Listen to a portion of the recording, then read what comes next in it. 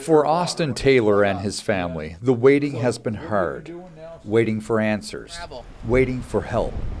He's been out of his home since Fiona tore through his neighborhood last month.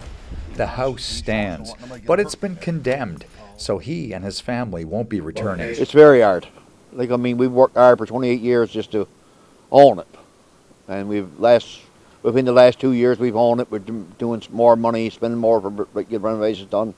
All of a sudden you're left with nothing. Taylor says it's been hard on everyone, but especially his adult daughter, who has a rare genetic condition that causes cognitive and physical impairment. She wanted to go home, and where she was handicapped, you couldn't explain to her that she couldn't go home no more. She would just rip her house, put in the car, and took away. And like, she can't understand why she can't go back. Taylor has a place to live for the winter, but he's still waiting on answers about insurance and financial relief to see where he goes from there. Todd Charlton's street was also smacked hard by the storm.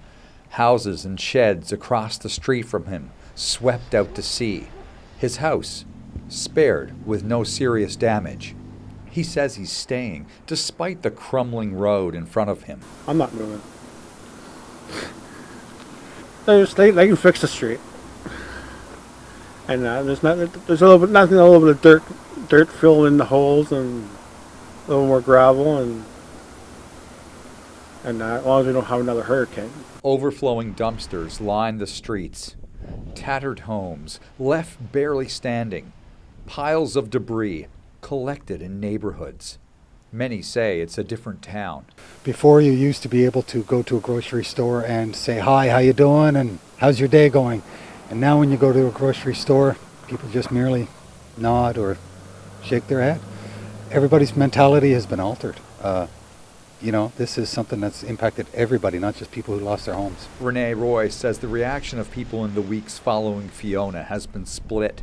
People are looking for anything now to try and lift other people's spirits.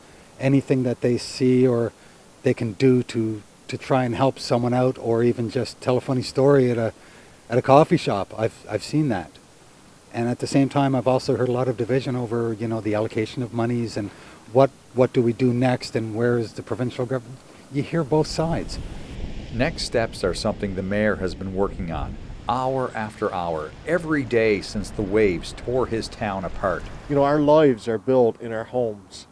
And to lose that, it's not only one thing to lose it, but to go through a traumatic experience that you went through, to lose or be displaced from your home and not knowing if your home yet is safe for you to return to, or if you ever will, is a hard pill to swallow for anybody. Button says the town has been working on cleanup of several areas and lending expertise to the provincial response team.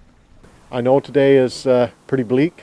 I know it's been a lot of stuff that's been shattered in one's life, but I'm figuring that tomorrow we'll get to a brighter day, and we'll get there at some point here, but we are going to get there. While it's been weeks since homes were torn from their foundation from the ocean and neighborhoods were ravaged by this storm, there's still yet to be a lot of answers as to what will happen next. The town, it says, is working with all levels of government to find those answers soon. Troy Turner, CBC News, Port aux Basques.